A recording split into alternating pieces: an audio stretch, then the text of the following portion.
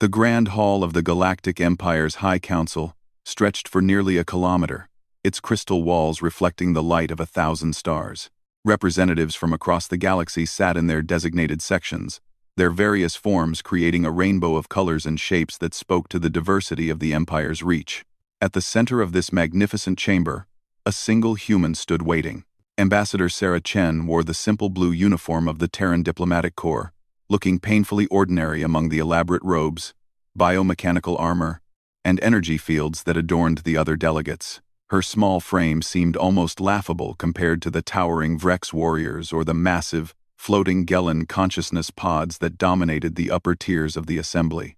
High Counselor Zephyran, a 7-foot-tall being whose crystalline body caught and refracted the chamber's light into dancing patterns, called the session to order with a sound that resonated through bone and metal alike.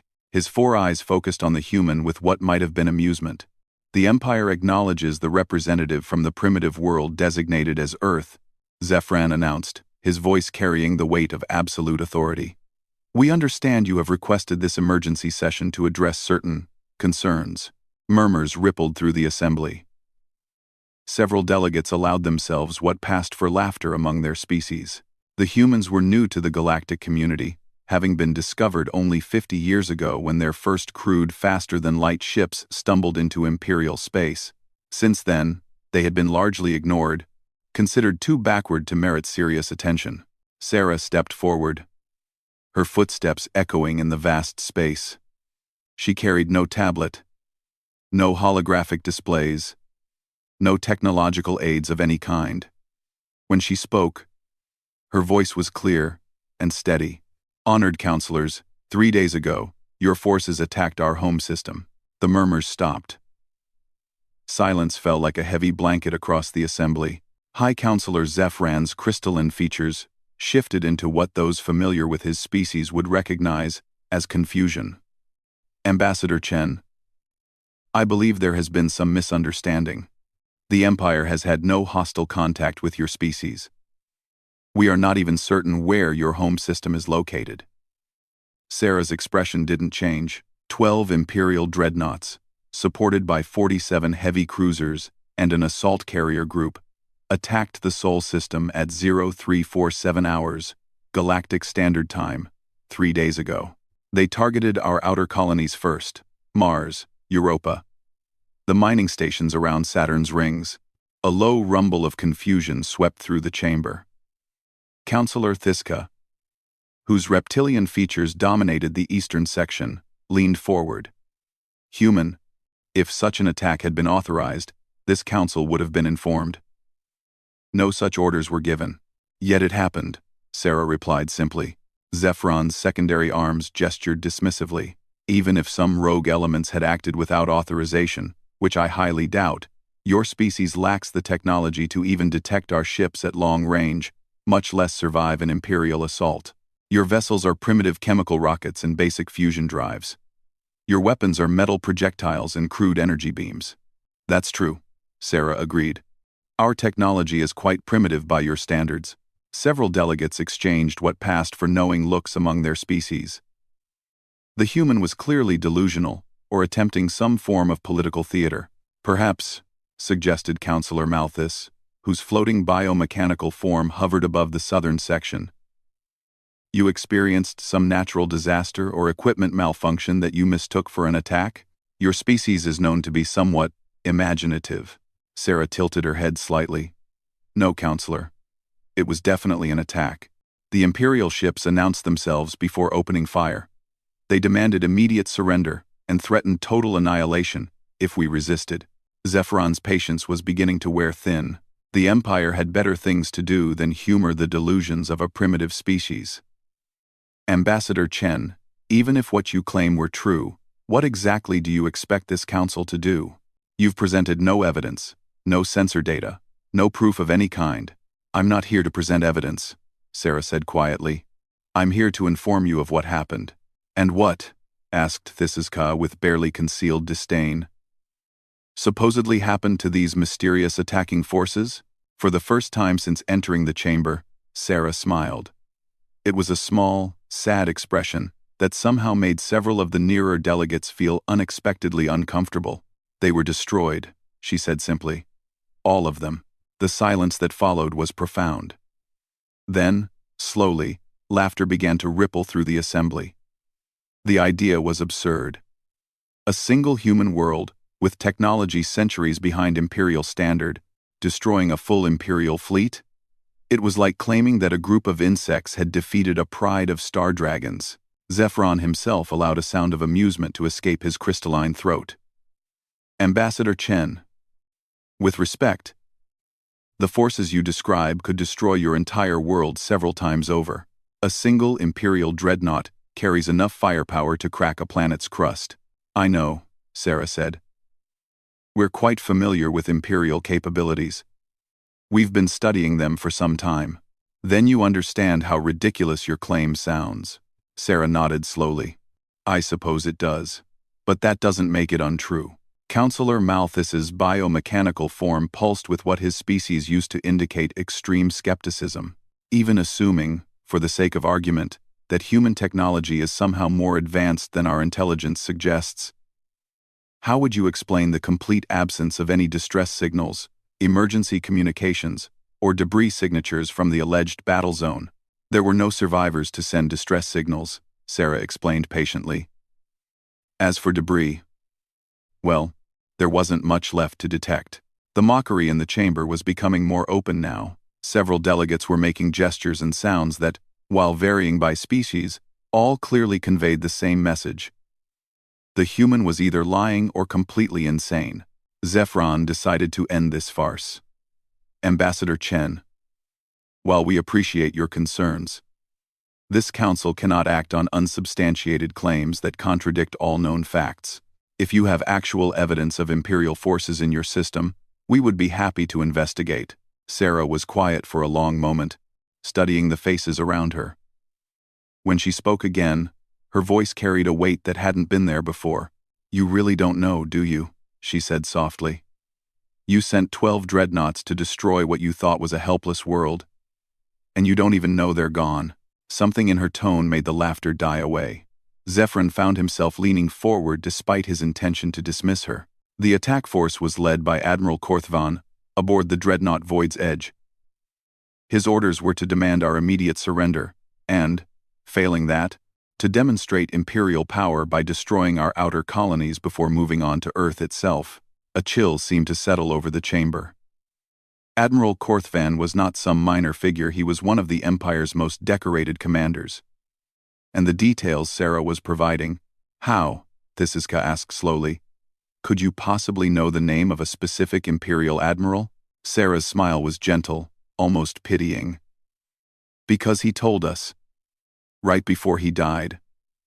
The great chamber fell silent once more, but this time, the silence was different. This time, it was the silence of growing fear. High Counselor Zephyron's crystalline form had lost much of its brilliant radiance. The chamber's lighting seemed dimmer now. Though, nothing had changed except the growing tension that filled the vast space like a living thing. You claim to have spoken with Admiral Korthvan, Zephyron said carefully. That would require communication with Imperial forces during active combat.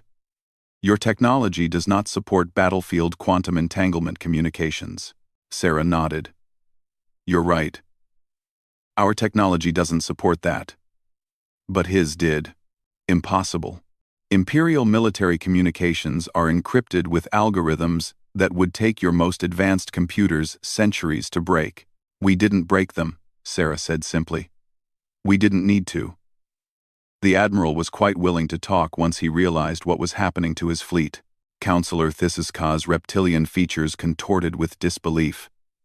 You expect us to believe that Admiral Korthvan, one of our most experienced commanders, surrendered to a primitive species? No, Sarah replied. He never surrendered. He fought to the very end. But he did talk. They all did. Eventually. When you're watching your ships die one by one, and you can't understand how or why, you tend to ask questions. The delegate from the Vrex warrior clans, General Thok-Mor, spoke for the first time. His voice was a deep rumble that vibrated through the chamber's floor. Describe this alleged battle.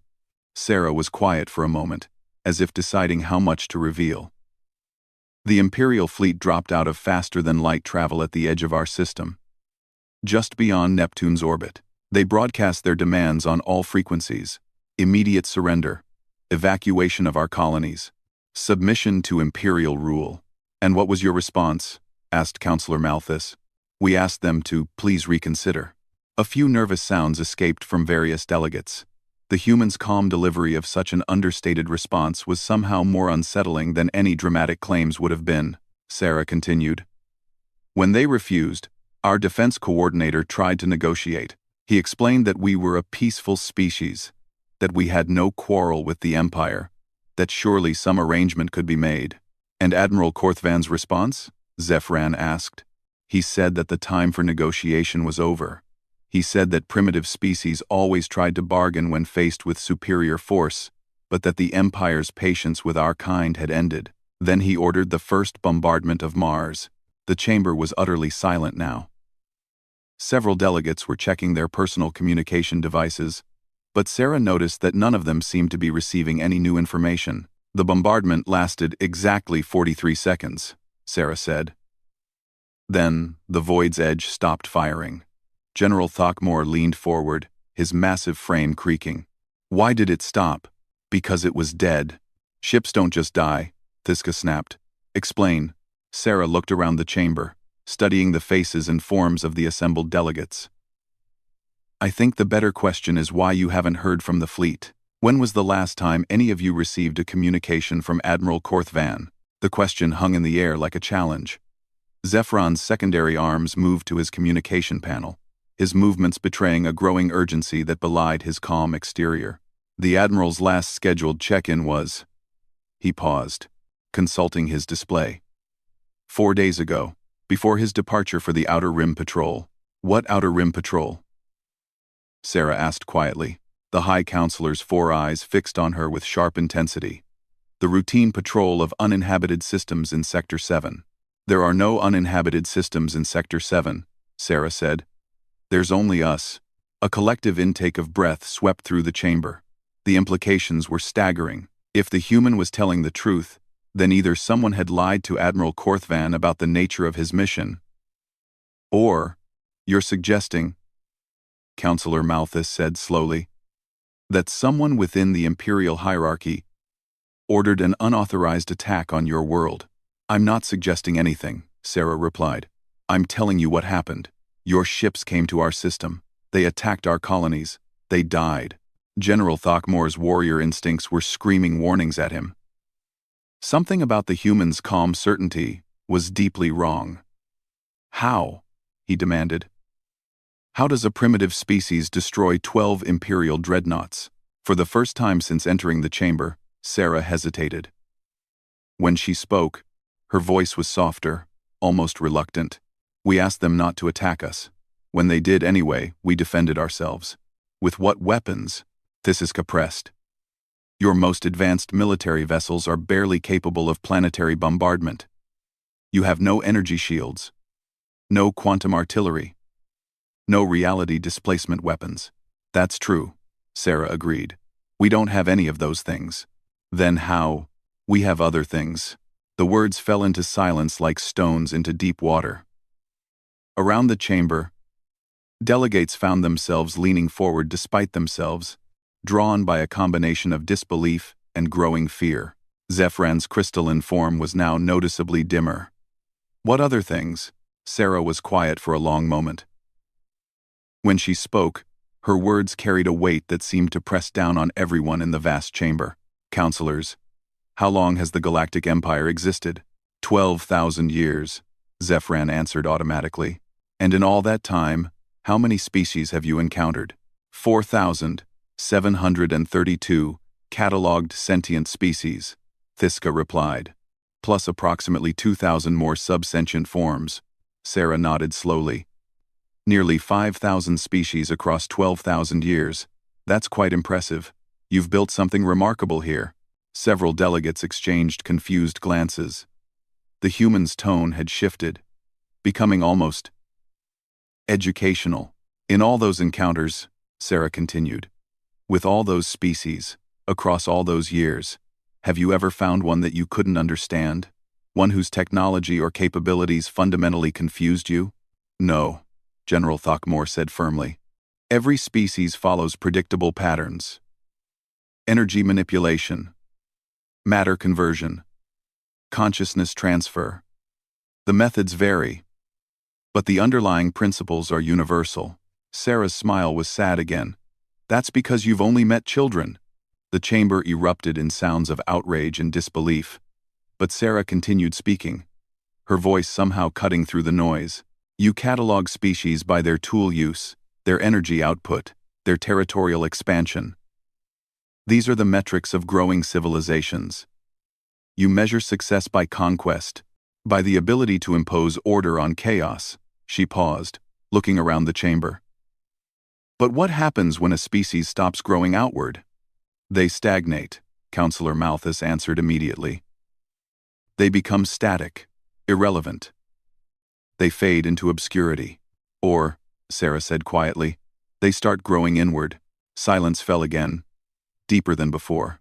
You want to know how we destroyed your fleet? Sarah asked. We asked them to leave.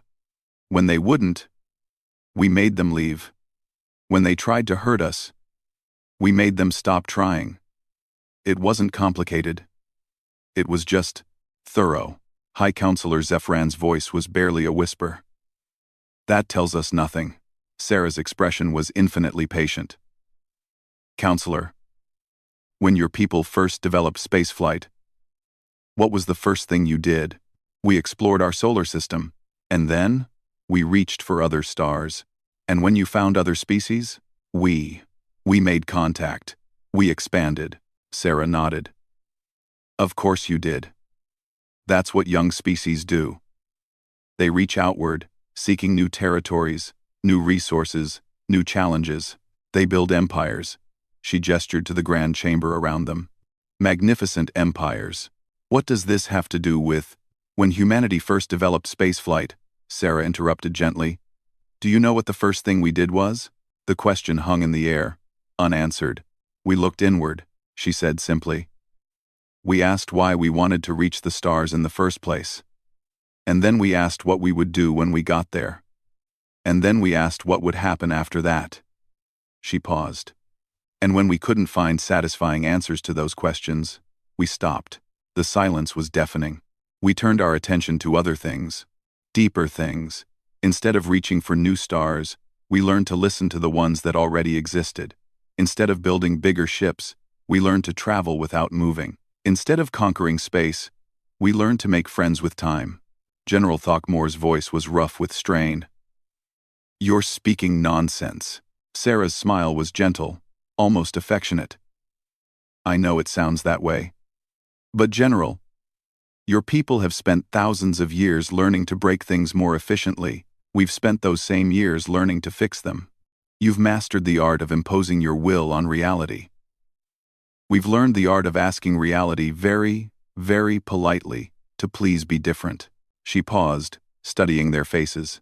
And reality, it turns out, is quite accommodating when you ask nicely. The great chamber had become a tomb of silence.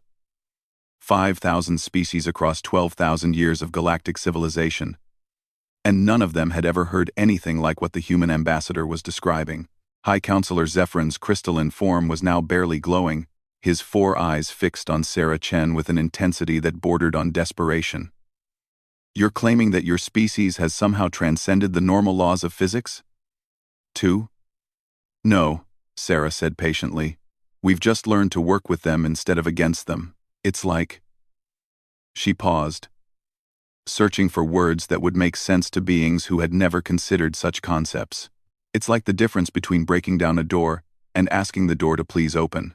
Counselor Thisiska's reptilian features contorted with frustration.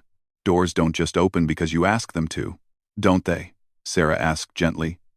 Counselor, your people have built magnificent automated systems throughout your territory. When you approach your home, doesn't your door recognize you and open without being forced? That's different. That's technology. Programming. Sarah's smile was patient. Is it? Or is it just a very crude way of achieving something that can be done more elegantly? General Throckmore slammed one massive fist against his chair's armrest. the sound echoing through the chamber like a thunderclap. Enough riddles. Tell us plainly, how did you destroy our ships? Sarah was quiet for a long moment, studying the warrior's fierce expression. When she spoke, her voice carried a sadness that somehow made her words more terrifying than any threat. General, do you remember being a child? The question caught Throckmore completely off guard. What? When you were young, before you learned about war and conquest and empire? Do you remember what it felt like to discover something new? Not to conquer it or catalog it or claim it, but just to understand it? Several delegates shifted uncomfortably in their seats. The question touched something they hadn't thought about in centuries. Sarah continued. When human children first learned to walk, they didn't think about conquering the ground. They thought about dancing with it. When they learned to swim, they didn't try to defeat the water, they learned to become part of it. Your point? Zephyrin asked tersely. My point, Sarah said, is that when we finally reached for the stars, we didn't do it to own them. We did it to understand them. And the more we understood, the more we realized that the universe isn't something to be conquered. It's something to be conversed with. Counselor Malthus's biomechanical form pulsed with agitation. You're speaking in metaphors and philosophy. We need facts, specifications. How did you destroy 12 Imperial dreadnoughts? Sarah sighed softly. Very well. When Admiral Korthvan's fleet arrived in our system, we sent a message. Not through radio or quantum entanglement, but directly. We asked them, very politely, to please go away. And when they refused, we asked the space around their ships to please become a little bit unfriendly. The silence that followed was profound. What? General Throckmore said slowly. Does that mean? Sarah looked around the chamber, studying the hundreds of faces staring at her with mixtures of disbelief and growing fear. Space isn't empty, General. It's full of possibilities. Most of the time, those possibilities remain just that, possibilities. But if you know how to ask very nicely, you can convince some of those possibilities to become realities instead. That's impossible, Thiska snapped. You can't just ask the universe to change the laws of physics. We don't change the laws, Sarah corrected gently. We just ask them to remember some of their more interesting applications. For instance, did you know that the electromagnetic field that holds your ship's atoms together is actually quite fragile? It maintains its integrity through a delicate balance of forces that could be disrupted if, say, the local probability of quantum fluctuations were to increase by a very small but precisely targeted amount. Zephyrin's form was now almost completely dark. You're describing reality manipulation on a fundamental level. That kind of technology would require computational power equivalent to several star systems working in perfect harmony. Sarah's expression was infinitely patient. Counselor, why do you assume it requires computation? Because that's how technology works. You calculate the desired outcome, then apply the necessary force or energy to achieve it. That's one way, Sarah agreed. But what if, instead of calculating and forcing, you simply asked the universe to please remember that it was always supposed to work differently? What if, instead of imposing your will through technology, you learned to speak the language that reality already understands? The chamber was so quiet that the sounds of various aliens breathing and biomechanical processes seemed unnaturally loud. You're describing magic, Counselor Malthus whispered. Sarah shook her head. No, I'm describing communication. Magic implies forcing reality to behave contrary to its nature. What we've learned to do is to recognize that reality's true nature is far more flexible and collaborative than most species ever discover. General Throckmore's voice was rough with strain. The Admiral's ships. What exactly happened to them? Sarah's expression grew sad again. We asked the space around them to please remember that vacuum is actually a very energetic environment. We asked the quantum foam to please be a little more active in their vicinity. We asked the fundamental forces to please reconsider their usual arrangements. And the universe listened. The Void's Edge and its escort ships didn't explode, General. They just stopped being ships. The atoms that made them up decided to try being other things for a while. Most of them chose to become light. Horror began to dawn on the faces throughout the chamber. You disintegrated them at the subatomic level? Zephran's voice was barely audible. We asked them to please disassemble themselves, Sarah corrected. There's a difference. One is violent, the other is quite peaceful. The crews didn't suffer. One moment they were there, the next they simply weren't. It was very gentle. The implications crashed over the assembly like a wave. If humanity possessed this kind of capability, then every ship in the Imperial fleet, every world under Imperial protection, every military installation across the galaxy was defenseless. Why? General Talkmore asked hoarsely. If you have this kind of power, why haven't you? Why didn't you? Why didn't we conquer you first?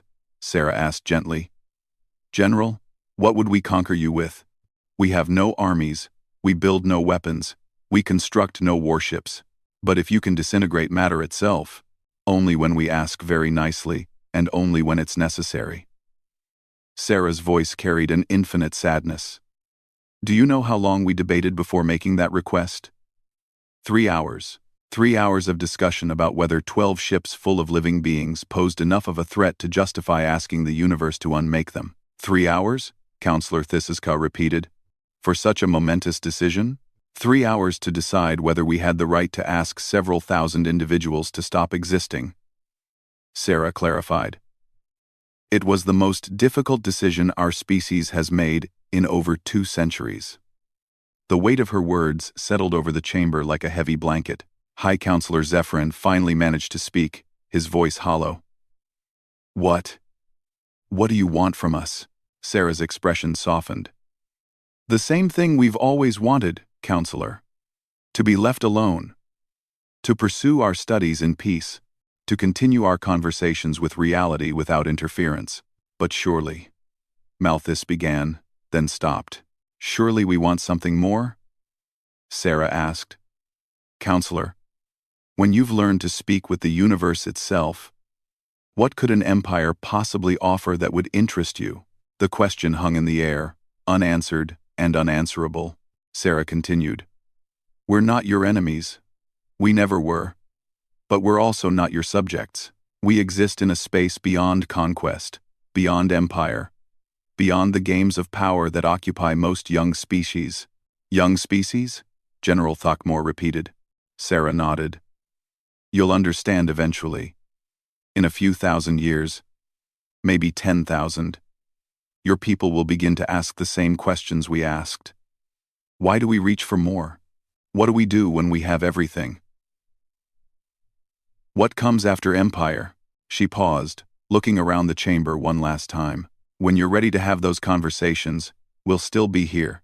But until then, please remember, we asked you nicely to leave our home alone. The universe prefers it when requests are honored the first time. Without another word, Ambassador Sarah Chen turned and walked from the great chamber, her footsteps echoing in a silence that would last long after she was gone. Outside the chamber, floating in space beyond the diplomatic station, reality itself seemed to shimmer slightly, as if the universe were politely adjusting itself to accommodate a small human woman who had learned to speak its language. And across the galaxy, in the deepest archives of the Imperial Fleet Command, 12 ship names were quietly transferred from the active duty roster to a classified file that no one would ever quite remember to investigate. The age of empire would continue for thousands of years more. But from this day forward, it would continue with the quiet understanding that somewhere beyond its borders, an older power was watching one that had learned to make requests instead of demands, and had somehow convinced the universe itself to listen.